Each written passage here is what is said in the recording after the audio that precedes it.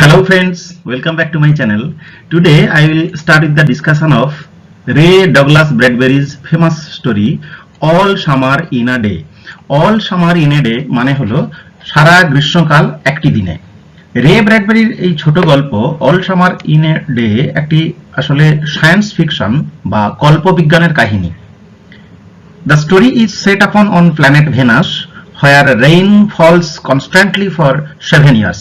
টানা 7 বছর ধরে বৃষ্টি পড়ে এই শুক্র গ্রহ আমাদের বর্তমান যে গল্প অল সামার ইন এ ডের পটভূমি হিসাবে নির্বাচিত হয়েছে।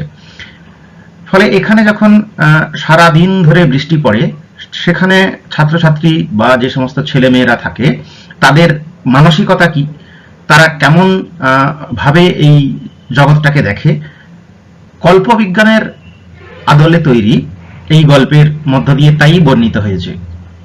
এই গল্পে প্রধান চরিত্র হলো 9 বছর বয়সী বালক বালিকারা যারা সূর্য দেখতে চায়, কারণ সূর্যোদয় শুক্র গ্রহে একটি বিরলতম ঘটনা। বন্ধুরা চলো আমরা সেই গল্পের আলোচনা শুরু করব। All summer in a day is written by Ray Bradbury, but before going to the text itself, let us know a few things about the author of the text. Ray Douglas Bradbury, 1920 to 2012, was one of the most celebrated American fiction writers of the 20th century. Ray Douglas Bradbury, যিনি 1920 সাল থেকে 2012 সাল পর্যন্ত যার জীবন বিস্তৃত ছিল, বিংশ শতাব্দীর অন্যতম তিনি হচ্ছেন একজন বিখ্যাত আমেরিকান কথা সাহিত্যিক। হি রোট সায়েন্স ফিকশন, তিনি লিখেছিলেন বিজ্ঞানের কল্পকাহিনী, যে সায়েন্স ফিকশনকে আমরা সংক্ষেপে সাই-ফাই বলে থাকি, fantasy, horror and mystery stories, কল্পনা, ভয় এবং আতঙ্ক ও রহস্যের গল্প তিনি লিখেছেন। হিজ মোস্ট ফেমাস স্টোরিজ, তার সবচেয়ে বিখ্যাত গল্পগুলো আর ফ্যারেনহাইট 451, তার বিখ্যাত গল্পগুলো Fahrenheit 451, the Martian Chronicles, the illustrated man and it came from outer space, এগুলো তার বিখ্যাত গল্পগুলোর মধ্যে অন্যতম। Many of his works have been adapted into comic books, television shows and films. তার অনেক গল্পগুলো কমিক বইতে বা কৌতুকের বইতে, টেলিভিশন শো এবং ছায়াছবিতে রূপান্তরিত হয়েছে। তবে বন্ধুরা আমরা কিন্তু জেনে রাখবো যে এই রে ডগলাস ব্র্যাডবেরি, তার বাবা ছিলেন লিওনার্ড স্পল্ডিং ব্র্যাডবেরি, তিনি একজন টেলিফোন লাইনম্যান ছিলেন, এবং তার মা ছিলেন এস্থার মেরি ব্র্যাডবেরি, একজন সুইডিশ ইমিগ্রেন্ট। 1938 সালে he graduated from high school. Having no further scope of education, he began selling newspaper. তারপর 1941 সালে তিনি তার সায়েন্স স্টোরিজ ম্যাগাজিনে প্রথম গল্প লেখেন পেন্ডুলাম। পেন্ডুলাম রে ব্র্যাডবেরির লেখা প্রথম গল্প। তারপরে তিনি বিখ্যাত হয়ে যান তার দ্য মার্শিয়ান ক্রনিকলস, যেটা 1950 সালে প্রকাশিত হয়। আর তারপরে বলার অপেক্ষা রাখে না, ফ্যারেনহাইট 451 তাকে কল্পবিজ্ঞানের জগতে একজন উল্লেখযোগ্য নাম করে তোলে। আমরা এই যে টেক্সটটা পড়ব all summer in a day, all summer in a day টেক্সটটিতে কি বলা হয়েছে? The text is an exact, exact মানে গৃহীত অংশ, ফ্রম এ সায়েন্স ফিকশন, একটা কল্পবিজ্ঞানের গৃহীত অংশ, which gives us an imaginary account of life on the planet Venus. আগেই বলেছি শুক্র গ্রহে যে কাল্পনিক জীবন, অর্থাৎ এই পাঠ্যটি কল্পবিজ্ঞানের একটি অংশ যা আমাদের শুক্র গ্রহে জীবনের কাল্পনিক বিবরণ দেয়। ইট টাচিংলি ন্যারেটস, এটা আমাদের স্পর্শকাতরভাবে বা মর্মস্পর্শীভাবে বর্ণনা করে the keen expectations of the children of Venus who eagerly wait for the sun to appear after 7 years. 7 বছর পরে তারা সূর্যোদয়ের জন্য অধীর আগ্রহে অপেক্ষা করে আছে, but only for an hour. তবে এই যে সূর্যোদয় হবে মাত্র তা 1 ঘন্টার জন্য। ফলে এখানের গ্রীষ্মকাল বলা চলে একদিন আসে মাত্র 7 বছর পরে, তাও আবার অনলি ফর 1 আওয়ার, 1 ঘন্টার জন্য। So the deviation of the text from what we know as scientific fact only adds to the imaginative element of the tale. তবে আমরা মনে রাখবো যে আমরা বৈজ্ঞানিক বাস্তব হিসাবে যা জানি তা থেকে পাঠ্যের এই বিচ্যুতি কেবল কাহিনীর কল্পনা প্রসূত উপাদানকেই যুক্ত করে। অর্থাৎ গল্পটি যে কল্পনা প্রসূত একটি সৃষ্টি সেটা বলার অপেক্ষা রাখে না, কারণ আমাদের বাস্তবের সঙ্গে এর অনেক অমিল রয়েছে বা বিচ্যুতি ঘটেছে, ডেভিয়েশন রয়েছে। বন্ধুরা একদম সরাসরি টেক্সটে যাওয়ার আগে আমরা বারবার করে সায়েন্স ফিকশন এই টার্মটা পাচ্ছি। তোমরা হয়তো বলিউড ফিল্ম কোই মিল গয়া বা ক্রিস এই সিনেমাগুলোর নাম শুনে থাকবে। আউটার স্পেস থেকে জাদু নামক একটা এলিয়েন চলে এলো, সে পরে শক্তিমান করে দিয়ে চলে গেল গল্পের নায়ককে। তা এই রকমের ঘটনাগুলোও কিন্তু কল্পবিজ্ঞান, কারণ বাস্তবের সঙ্গে এগুলোর মিল থাকে না, তাই এগুলোকে কল্পনার বিজ্ঞান বা বিজ্ঞানের কল্পকাহিনী নানাভাবে একে বলা হয়। বাংলা সাহিত্যেও এরকম জগদীশচন্দ্র প্রথম কল্পকাহিনী লিখলেন। আমরা এই যে ছবিগুলো পাচ্ছি এগুলো কল্পকাহিনীরই কে ভিত্তি করে তোমরা জানো নানা বলিউড এবং হলিউড ফিল্মও হয়েছে। তো সায়েন্স ফিকশন কি না, science fiction sometimes attend sci-fi, তোমরা মনে রাখবে সায়েন্স ফিকশনকে সংক্ষেপে আমরা সাইফাই বা এসএফ বলে থাকি। is a genre of speculative fiction that typically deals with imaginative and futuristic concepts such as advanced science and technology, space exploration, time travel or time machine, parallel universes and extraterrestrial life. It has been called the literature of ideas, কারণ বাস্তবের সঙ্গে এর তো একটু কম মিল রয়েছে, তাই একে literature of ideas বলা হয়, and often explores the potential consequences of scientific, social and technological innovations. And I have given a few examples.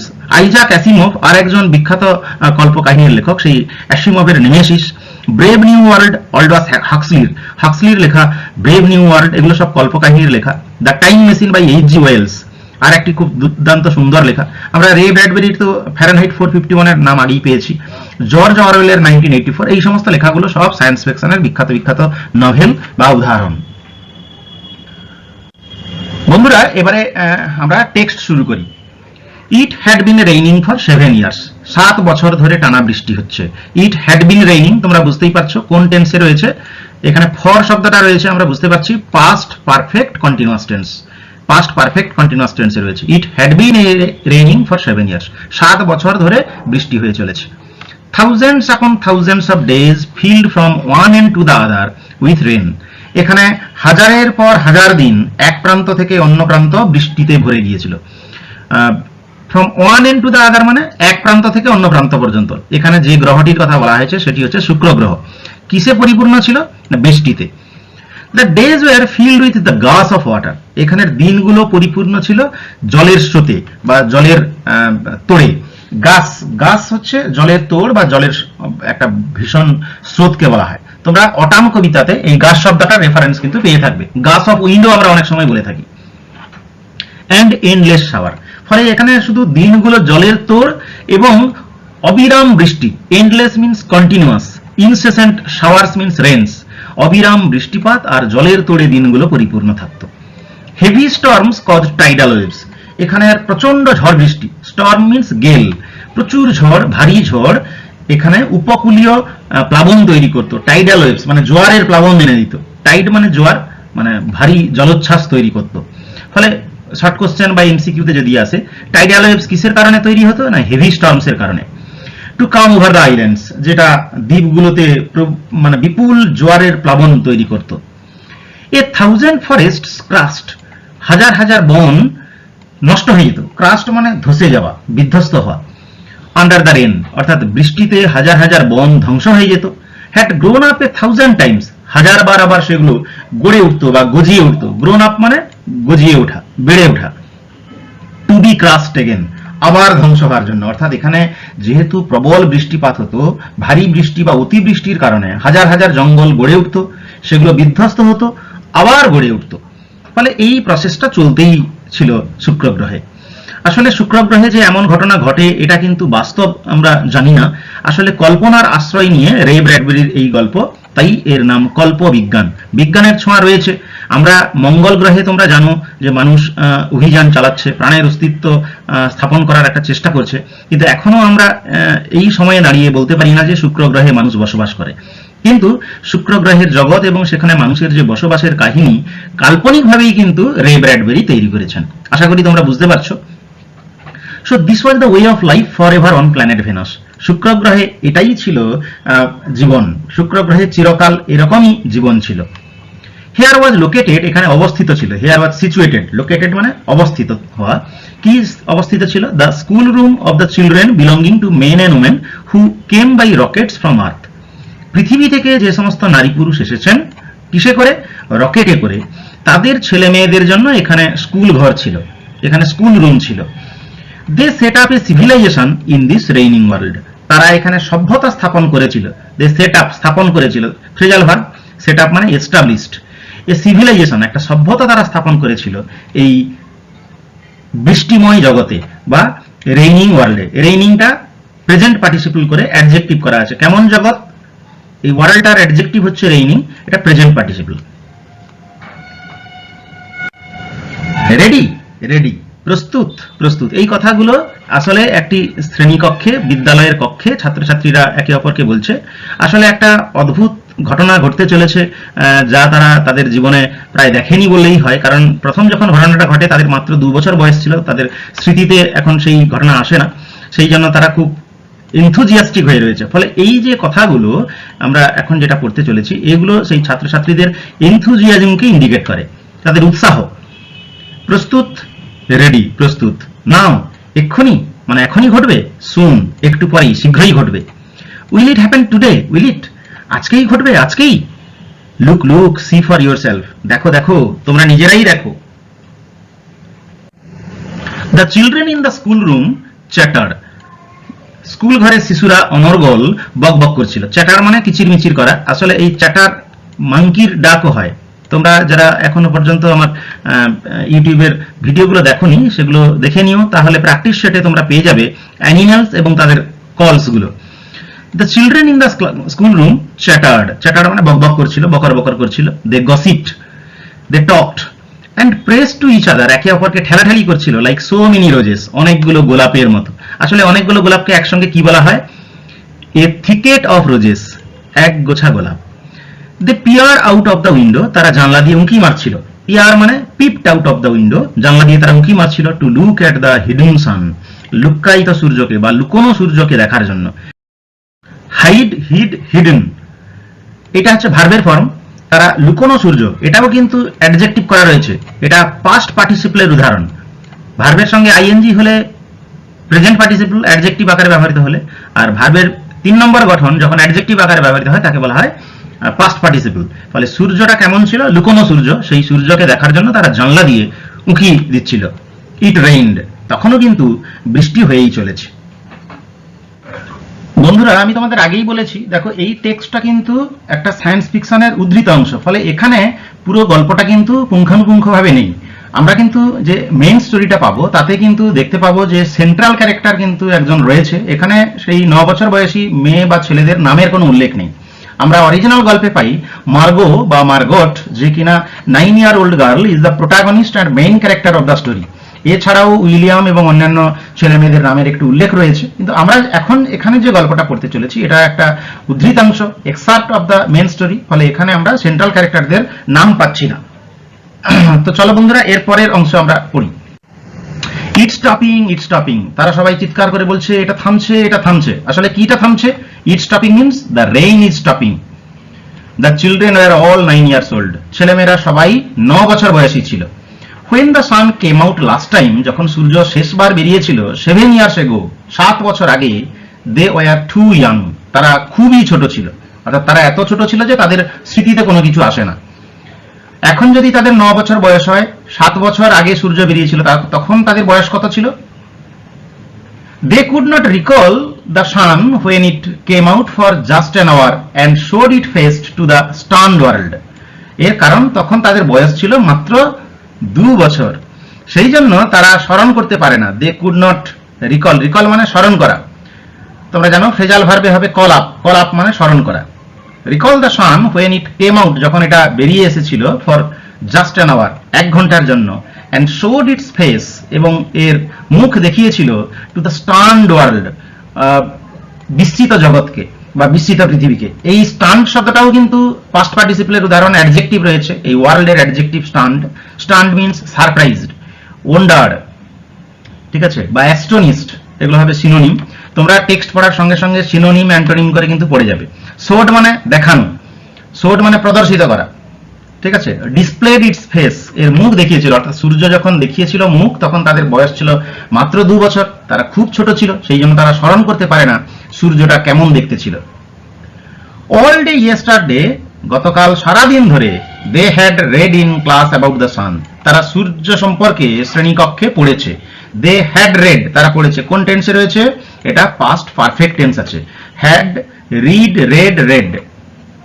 They learned, তারা শিখেছে, how like a lemon it was, এটা কেমন করে লেবুর মতো ছিল, অ্যান্ড হাউ হট, এবং কেমন গরম ছিল বা কেমন উত্তপ্ত এটা তারা শিখেছে। They had written small stories, essays or poems about it. তারা এই সূর্যকে নিয়ে অনেক ছোট গল্প লিখেছে, প্রবন্ধ লিখেছে এবং কবিতা লিখেছে। অ্যাবাউট ইট, ইট বলতে কাকে বোঝানো হচ্ছে? Here it refers to the sun. সূর্যকে নিয়ে তারা কবিতা, গল্প এবং প্রবন্ধ লিখেছে। I think the sun is a flower. আমার মনে হয় সূর্য হলো একটা ফুল। I think the sun is a flower, ফলে এখানে আমরা একটা অলংকার পাচ্ছি, অবশ্য মেটাফর। মেটাফরের সঙ্গে তুলনা করা হচ্ছে, সূর্যকে ফুলের সঙ্গে তুলনা করা হয়েছে, তবে অস্পষ্ট একটা তুলনা, লাইক বা অ্যাজ শব্দ নেই এখানে, তাই এটা metaphor. That blooms for just 1 hour, যেটা ফোটে, যে ফুলটা ফোটে ঠিক 1 ঘন্টার জন্য। তারা সূর্যকে এভাবে তাদের কল্পনায় ভাবার চেষ্টা করছে। দ্যাট ওয়াজ ইয়েস্টারডে, এই যে কবিতা লিখেছে, তারা গল্প লিখেছে, এগুলো গতকাল তারা করেছে। টুডে অ্যাট দিস মোমেন্ট, আজ এই মুহূর্তে, দ্য রেইন ওয়াজ স্ল্যাকেনিং, বৃষ্টি ধীর হচ্ছিল। স্ল্যাকেনিং মিন্স ওয়াজ স্লোয়িং ডাউন, স্লো ডাউন হচ্ছিল। The children gathered at the great thick Windows, ছেলেমেয়েরা সবাই জড়ো হচ্ছিল। গ্যাদার মানে কালেক্টেড, জড়ো হওয়া। At the great thick Windows, এই বড় ঘন জানালার কাছে তারা সবাই জড়ো হচ্ছিল। হোয়ার ইজ আওয়ার টিচার, আমাদের শিক্ষিকা কোথায়? তারা তাদের ম্যাডামকে খুঁজছে। সি উইল বি ব্যাক, তাকে তো এখন আসতেই হবে। She must hurry or she will miss it, তিনি যদি তাড়াতাড়ি না আসেন, আমাদের শিক্ষিকা যদি না আসেন, তাহলে তো তিনি মিস করবেন, এটা দেখতে পাবেন না। হয় তাড়াতাড়ি আসতে হবে, না হলে তাকে মিস করতে হবে। এটা কোন সেন্টেন্স রয়েছে? স্ট্রাকচারালি অর রয়েছে, অর দিয়ে দুটো সিম্পল সেন্টেন্স জয়েন রয়েছে, এটাকে আমরা কম্পাউন্ড সেন্টেন্স বলবো। এই কম্পাউন্ড সেন্টেন্স থেকে সিম্পল সেন্টেন্স, সিম্পল থেকে কমপ্লেক্স, কম্পাউন্ড থেকে কমপ্লেক্স। বন্ধুরা, তোমরা এগুলো গ্রামারের যে আমি রুলস এবং রেগুলেশনস ওয়াইজ এগুলো গ্রামার পোর্শনে ছাড়া রয়েছে, প্লে লিস্ট থেকে তোমরা দেখে নিও। দ্য রেইন স্ল্যাকেন্ড স্টিল মোর, বৃষ্টি আরো ঢিমে হলো বা আরো ধীরে পড়তে লাগলো, অর্থাৎ ধীরে ধীরে বৃষ্টিটা থেমে যেতে লাগলো, যেটা 7 বছরে একটা অভূতপূর্ব ঘটনা, যেটা ছেলেমেয়েরা আগে কখনো দেখেনি। The children were eager to see the সান, শিশুরা সূর্য দেখার জন্য একদম উৎসুক হয়েছিল। ইগার মানে উৎসুক, আগ্রহী হয়েছিল, উদ্গ্রীব হয়েছিল। The children were eager to see the sun, to look the sun, to observe the sun. They had been on Venus all their lives, তারা তাদের সারা জীবন এই শুক্র গ্রহে রয়েছে। মানে আমরা যারা পৃথিবীতে বাস করি, আমরা তো গ্রীষ্মকাল অনেকটা সময় করেই উপলব্ধি করি, কোথাও 2 মাস, কোথাও 3 মাস, মোটামুটি ভাবে গড়পড়তা ভাবে আমরা সূর্যকে প্রায়শই দেখতে পাই, প্রতিদিনই দেখতে পাই। কিন্তু দেখো, তারা 7 বছর পরে সূর্যকে দেখছে। তাই শুক্র গ্রহে বসবাসকারী এই ছেলে মেয়েদের আগ্রহটা অনেকটাই বেশি। They had been only 2 years old, আমি এটা আগেই বলেছি, তাদের বয়স ছিল মাত্র 2 বছর। When the sun last came out, সূর্য যখন শেষবার উঠেছিল, তখন তাদের বয়স ছিল মাত্র 2 বছর। They had long since forgotten the colour and the heat of how it really was, তারা তাই ভুলে গেছে। দে হ্যাড লং ফরগটন, দীর্ঘদিন থেকে তারা ভুলে গেছে।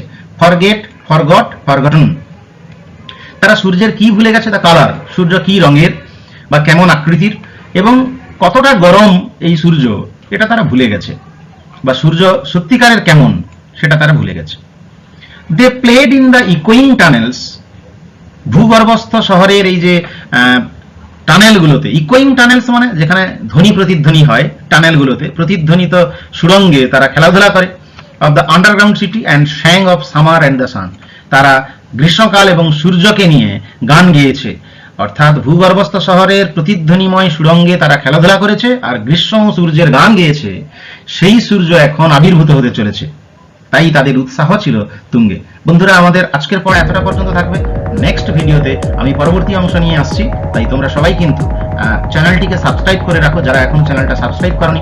এবং এই প্রত্যেকটা ভিডিওর শেষে আমি কিন্তু কোশ্চেন অ্যান্সার কিছু তোমাদের দিয়ে দিচ্ছি, সেই কোশ্চেন অ্যান্সারগুলো তোমরা কিন্তু করে এখানে কমেন্ট বক্সে লিখে দাও, আমি সবার কথা চেক করে দেবো।